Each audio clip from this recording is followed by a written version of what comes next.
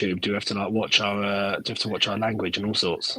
Oh mate, you can say what you want. We're live now. Swear as much as you want, mate. It's not like that Davina thing on Big Brother. You are now live on YouTube. Please do not swear. I'm like, I always tick that box that says "not for kids" because it's just yeah. It's just safer, innit? Because you never know what's going to come out of my mouth, especially when I'm talking to a good friend such as you, mate, where I become more comfortable and then, you know, anything could happen. Anything. But for those that don't know, you're obviously Matt Tyler, and you are one of the few people to appear twice on this podcast. So cheers for that. And first time live. Thanks for having me on.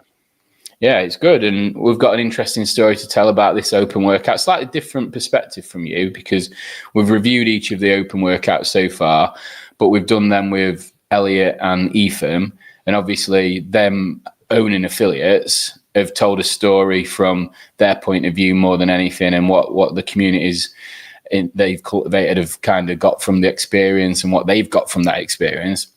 Obviously you as a coach, predominantly not in a CrossFit box coaching, but very much on the CrossFit scene, and then go into a CrossFit box to do these workouts. So you'll have a probably slightly different view on stuff because you were like more of a consumer than a deliverer of the product. If that's definitely for this year.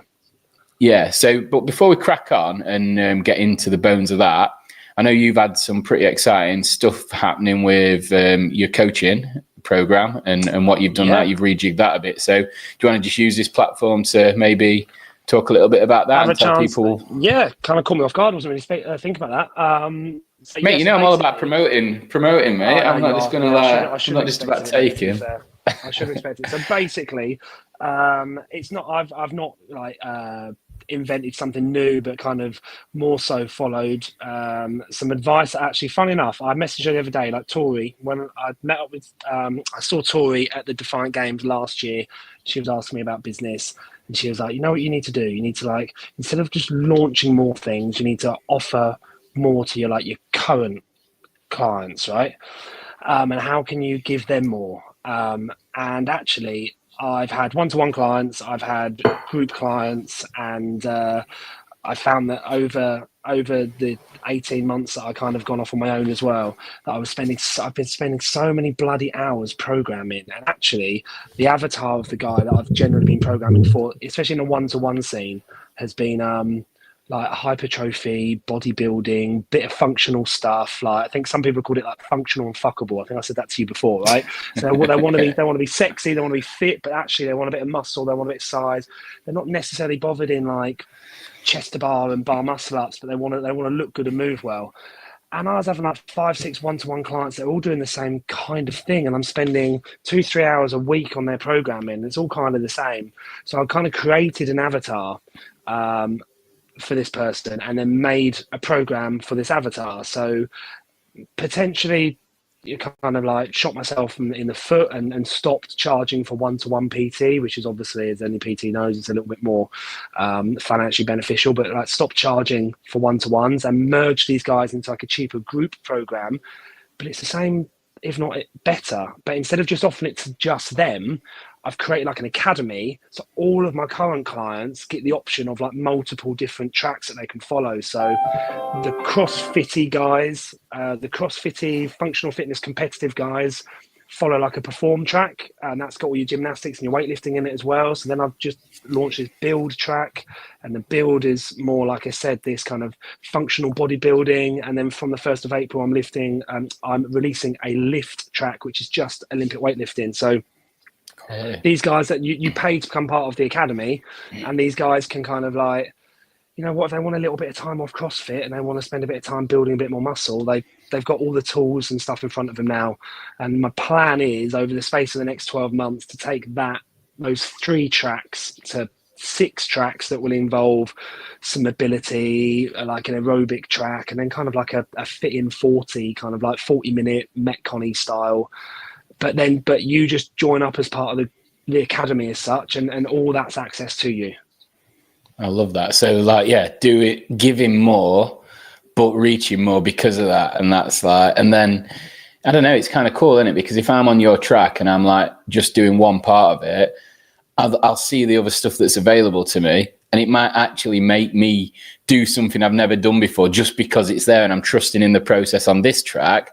And now, oh, you know what? I'm going to go and try that 40-minute Metcon and just see how I get on and then get a buzz for that. So it's a really cool idea. She's pretty good, Tori, isn't she? She knows the marketing pretty well. It took me like 9 months to come around to the concept of it. But yeah, I'm as soon as I was like, yeah, I sent her a message. I was like, Tori, I know you said this to me over a year ago or nearly a year ago, but I've just come to terms with the fact that I think it's quite a good idea. Well, you did better than me, mate. I've known her 6 years and only started working with her 18 months ago. So oh, there we go. Right. So onto the Open, onto what we've come to review. And I know, mate, you've had a torrid time, haven't you? You haven't been very well, so it's not gone quite as well for you. Well, like we were just saying before, my toxic trait is when someone tells me they're ill, if they don't end up dying off the back of it, I automatically assume they weren't that ill and they were just being a fanny. Mate, I thought I was going to fucking die. I was so fucking ill. I was so ill. I've never, ever spent that. I went to bed at 4 o'clock on a Friday afternoon. I got out of bed at 5:30 on Monday morning to go to work. I was dreadful. Yeah. So it wasn't my best. It wasn't my best showing.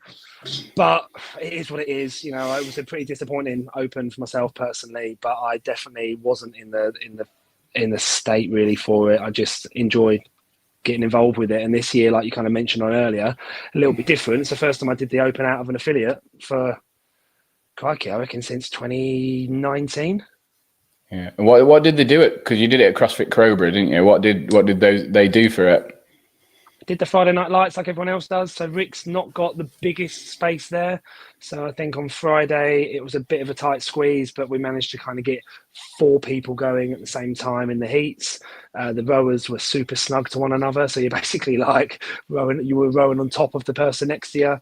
But it was rammed. It had loads of members that kind of loved it and signed up for it.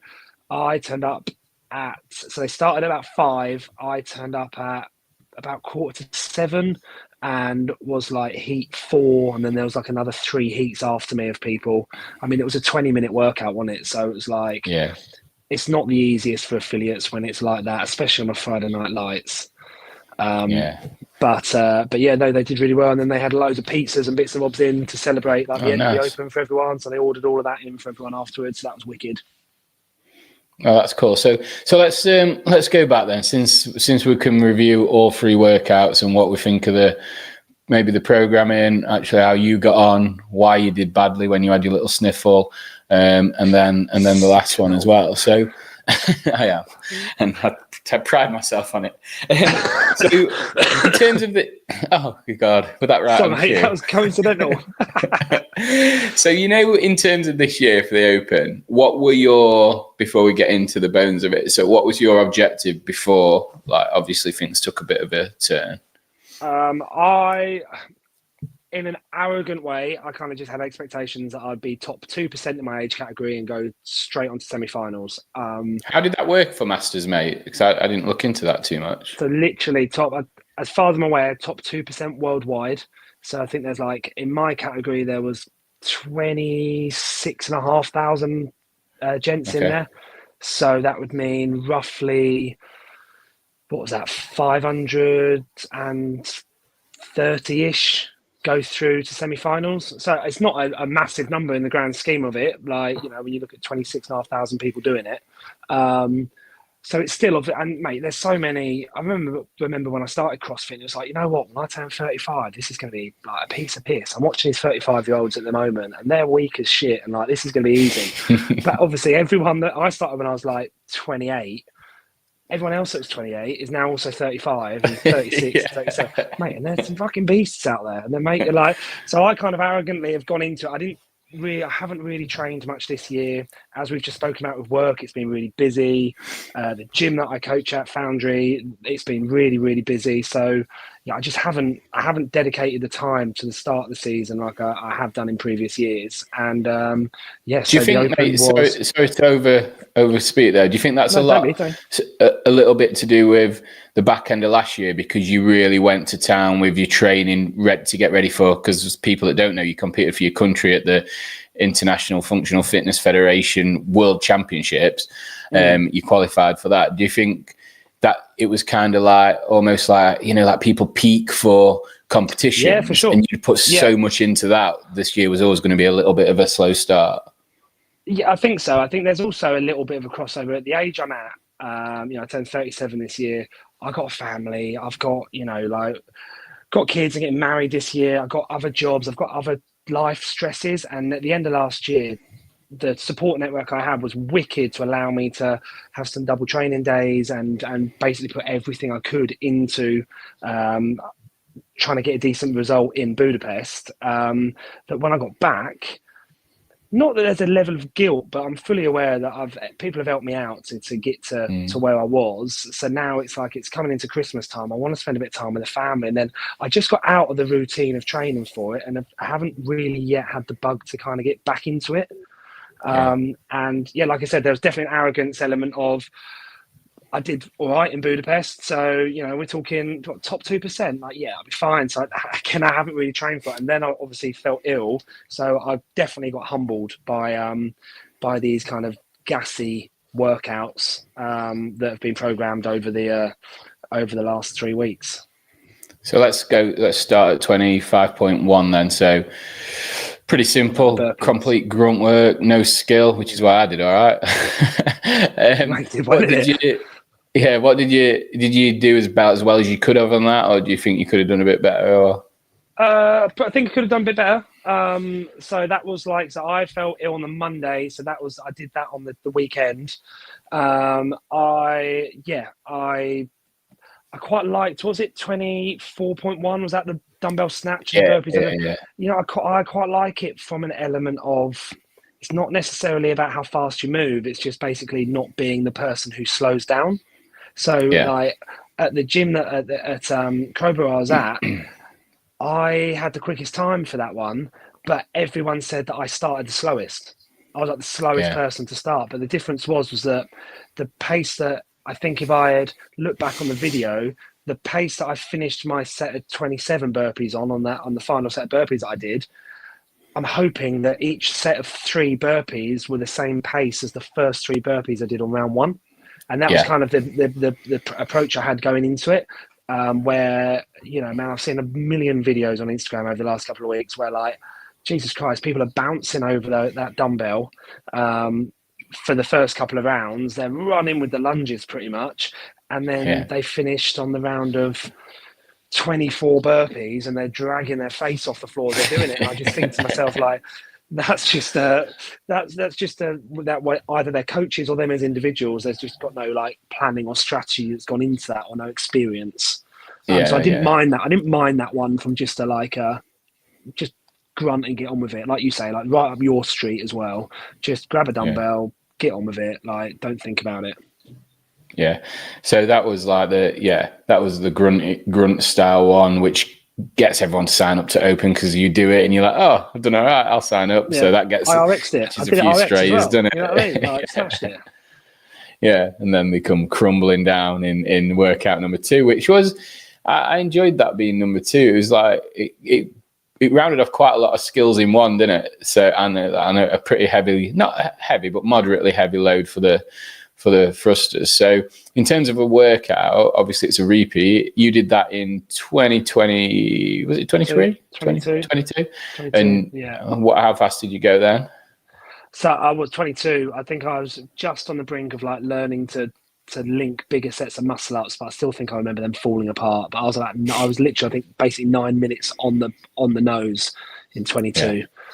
And then we redid it, but you like we said, you were a bit poorly, weren't you? So mate, I basically had like the ambulance service pick me up off my bed and brought me into the gym. Oh mate, like we joked about this before. I I don't think I could have broken those thrusters up anymore. Like I could have just singles. And that was the first bar as well, wasn't it? Mate, on the first bar, I did 7 thrusters on the first bar. I put it down, and I basically took a seat on the bumper plate. I was just like, and I looked at my partner Sam on that first round, and she surprised me and turned up because she knew that I nipped down there between working shifts. Like, so I was in there between like my morning and my afternoon shift of coaching. And oh mate, yeah, it was dreadful. But like I was happy the gymnastics were fine, to be fair. The gymnastics was pretty good. I couldn't breathe, so I had no air, and then I just thought I just need to post a bloody score. I'm not interested in what's going on. And yeah, just broke everything up to try and make it hurt as little as possible. And you love a thruster usually as well, don't you? So I don't mind a thruster. Yeah, I don't mind a thruster. I'm not the fastest at them, but I've got pretty good overhead stability, so like I can rest with the barbell overhead for a while if I need to. And yeah, I generally stick big sets of thrusters together. But yeah, picking up that first one and doing 7 and feeling like I'd snot come out my face and all. Yeah, it was not an enjoyable experience. But from a programming perspective, I didn't mind it as a repeat. Actually, like it would have been good to have a good go at that. Obviously, a lot of people who I compete with generally, who were maybe a bit worse or similar to what my time was in 2022, way back then. I'm watching these guys smash some really, really good improvements. So I was in my head, I was hoping fit. I'd be wanting like sub 8 minutes on that now.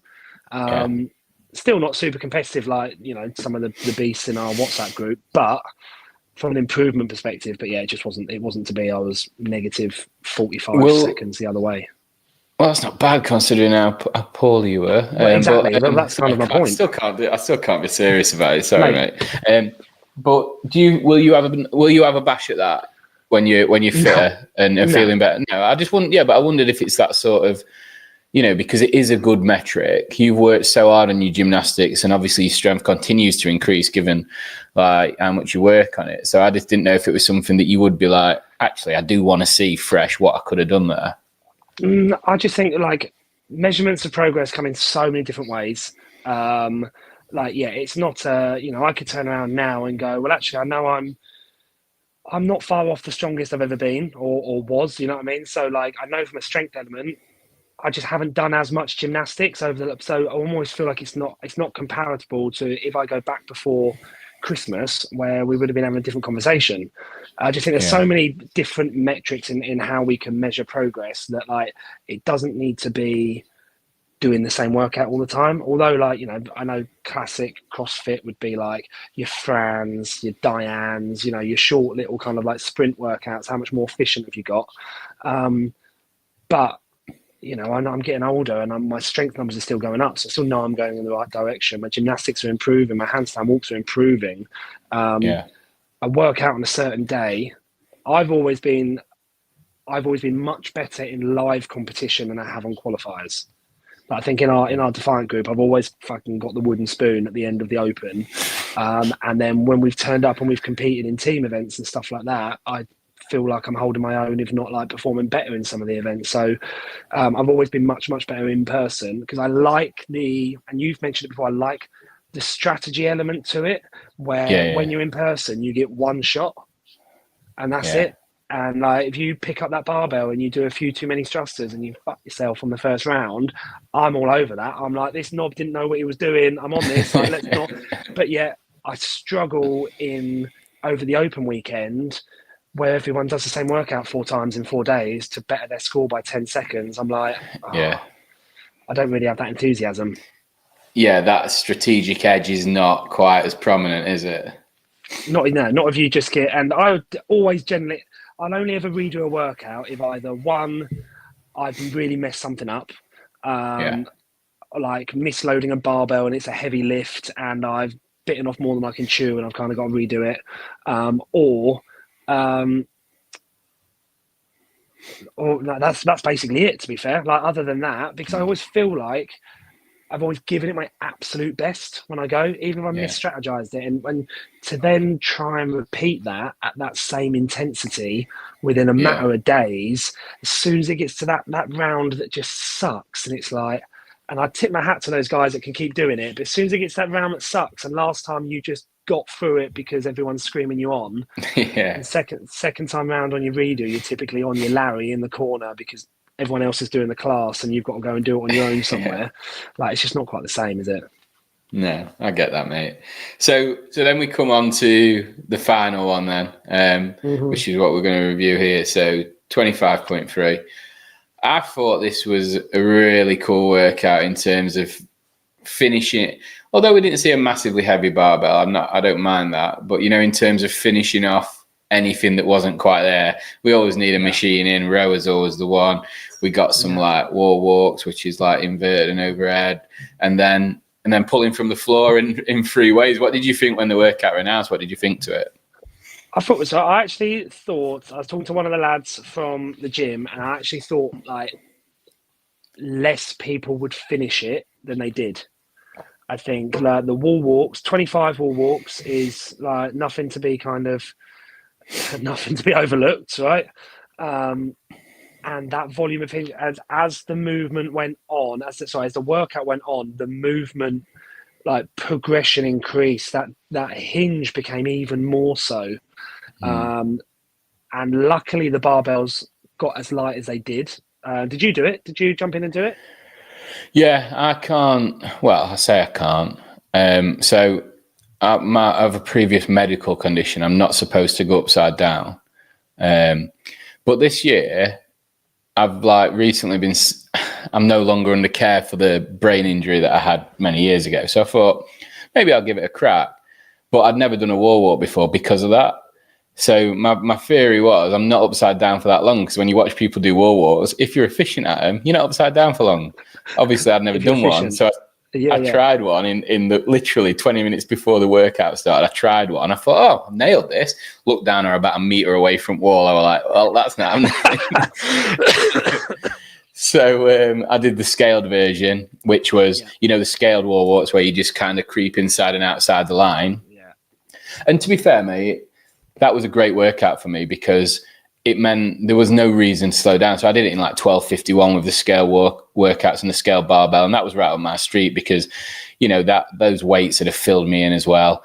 So I got I got the actual workout stimulus. I'm sprinting in that last 50 cals on the rower, just like, you're supposed to. So that was the perfect scale for me, really, in terms of the scaling. So yeah, I quite enjoyed it. But how about you? Mate, I love that. I love the fact that you've scaled it there and you've got that stimulus from it, because it's definitely like, I've definitely seen people spending far too much time trying to get wall walks at an RX standard. And like, I think my first set of wall walks was 16 seconds or something like that. Like, I went off hot, but like 5 wall walks in 16 seconds, that's like, if I could have obviously stuck to that pace, would have had a much different score. But you see the top guys were flying through those wall walks. Obviously that skill starts to slow down the more under fatigue. But if you're not very efficient as the wall walks to start off with when you're fresh, you shouldn't be doing that at RX just from a stimulus perspective. And that's why I said to you, I didn't think many people were going to be finishing that workout, because I feel like too many people just overlook the volume of wall walks, especially in those later stages. But I felt that on the RX standard, as the barbell got lighter, the cleans were a bit of a slog, but like the snatches were pretty good, going down to that 40 kilos. But I mean, I still did singles. I saw everyone that I saw basically still did like fast singles, which I still think is the right thing to do. But the fact that they dropped that weight down, it meant that people could still finish the back half of the workout with a little bit of momentum. Yeah. If they had gone 100 kilo deadlifts, 80 kilo cleans, and 60 kilo snatches, like, Jesus Christ, you would have just watched people there forever doing it. But no, you're right. It was. I didn't mind that last workout. I liked the fact that you got to look at it for the general pop and go, you're working for 20 minutes. Like, no matter how you think about starting off on the row or the wall walks or whatever you're doing, what's your 5K run time? Like, you're going to be working towards like 3 to 4Ks worth of running from a duration perspective. Like it's a big chunky amount of work. So if you send those first 5 wall walks, chances are you ain't finishing it. Yeah. I like watching like all the pros do it and just seeing what they're capable of. It's just insane. But like you said, you went singles on the cleans and the snatch. That's what Fronin did. And if Fronin's doing that, it's probably the right strategy, don't you? Like even at his ripe old age. Absolutely. So in terms of your open overall, then it's kind of been hampered a little by your illness and that, so it's not something that you're going to really worry about. It's just done for this year, and then we move on, do we? Literally that. I think this year, so I've still got a super busy year. Lots of productive stuff happening with work. Got a couple of clients that are going to need a little bit more kind of one-to-one attention. Although I've just said about merging everyone in, got a couple of kind of performance clients that need a little bit more attention. So I'm going to spend a bit more time with them.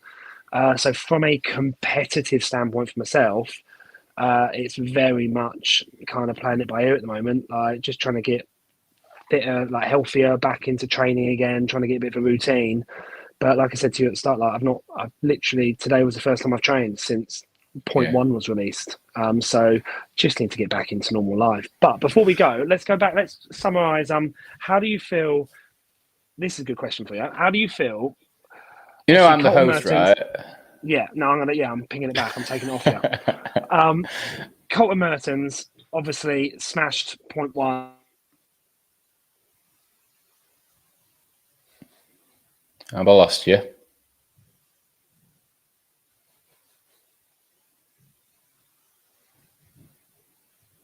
I lost you a minute there, mate. Are you back? I lost you for a second. I'm back. I can hear you. Yeah. So has he posted in Colton Mertens smash point one, smash point two? Yeah. Has he posted point 3 yet? No, I don't think so. But he called in to kill Taylor on Saturday. So, are you familiar with that show? A little bit, yeah. So basically, the premise for anyone that's no one's watching right now, but they might listen. Taylor Self goes on the Savon podcast, programs a workout, does the workout, and anyone can call in and beat him and take the money for that week, and then the money rolls over each week if no one beats him. So this week, they did the open workout. Taylor had already done it, but he did that live on the Savon show. So he did it, and it was really cool because Dallin Pepper in the chat giving him shit, and then Jason Hopper called in, beat Taylor's time. So he was in the prime position to get the money, and then it was like watching WWF in old days when like Stone Cold's music came on, and then all of a sudden Colton Mertens appeared on the stream and smashed Hopper. So he was sub 10. I can't remember exactly what his time were. So obviously Colton Mertens is a very good CrossFit athlete, but my point kind of getting to this is like, for somewhat like Colton Mertens isn't as dominant within the sport, or hasn't been as dominant within the sport as like a Fraser or a Fronin, or these guys, or even like your successful kind of OG guys like your Panchicks or your Vellners or your guys like this, right? But for him to be so dominant in the open, do we think the programming has favoured a style of CrossFit athlete for this open? No, I don't think so. I think when you've only got 3 tests, you've kind of got to cover a lot of bases, which they have covered. Now, I don't know who it was that was saying it, but it might have been Elliot on one of the reviews. There's tall people that are good at gymnastics and there's short people that are good at rowing. It's about how hard you work on those things that maybe your body doesn't maybe lean itself to naturally.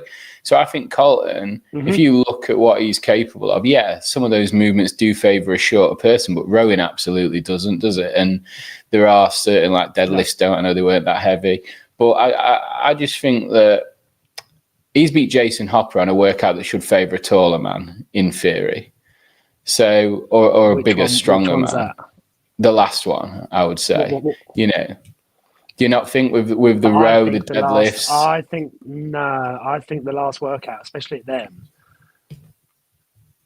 like it's a wall walk. I thought that last workout was a wall walk workout. Yeah, maybe, but I just don't know. I don't like I don't like to think that I'm any not trying to bottle them workouts all up into favour. one and just say, Yeah, but I just think it's excuse driven when people say that programming favoured someone over another. And what I mean by that is when you talk about Fraser and that, you could have programmed anything at the CrossFit Games and you were going to win. You could program anything at the CrossFit Games and Tia's going to win. And that's why I think the programming, like people use programming as an excuse for the work they're not doing. And that's, I think Tia's an anomaly, just like Fraser was an anomaly, and Fronin was as well. And that, I guess, that's kind of more my point. Like, I think Colton Mertens is obviously very good, but you see when he gets to the games, you see when he gets to in-person comps, it's like he gets unstuck in more variety of events. Like, has the simplicity of the movements where it just comes down to a fast rep time and simple, like, less complexity, to which the Open has. Apart from the gymnastics, it's been a pretty low complex kind of Open. The fact that and what's the female that won the first two as well? Isn't she that Hyrox girl, the Swiss lass? There's or the Norwegian or whatever, and but she's obviously won the first two. Colton Mertens won the first two, and they're renowned for like burpee speed and turnover speed and this stuff. It's just like, it's just something to think of. Like, in my head, it's just something to think of from a program perspective. Not a big person, little person type thing. Just I'm just not sure if the programming was all a little bit too similar for the three workouts. I don't know. It's covered everything, hasn't it? You've got all the gymnastics were in, you've got double unders in, you've got fitness in, you've got dumbbell movement in, you've got all the barbell. No, we did have double unders. So it's pretty much covered everything, and I think covered everything you can within 3 tests to make it a fair test to then progress the top 1%. I don't think there was nothing. The only thing you can put in which wasn't there was a 1 rep max. You could have made 1 or 2 parter and put a 1 rep max in, but then does that skew it a different way? I think there's always going to be. I think with free workout, and you look at the last workout and call that a smaller person's workout because of the war walks. Dallin Peppers, no one's going to get near that time. No, and he's not small; he's a big lad. So, yeah, I hope Colton makes it. I think, like you say, when he gets to those in-person comps, sometimes he struggles. But be interested to see how it all pans out. Yeah, he normally struggles with like August. Some kind of rope climbs and stuff, doesn't he? Because he's like literally 5'4", so it's not like. And that is something that I guess he doesn't program him out because he works hard at him, but it's just never going to be as quick, is he, with 5 pulls up a rope to someone's 3. Yeah. So yeah, mate. So what we're going to finish with, like, you're obviously just the last plug of your coaching and stuff.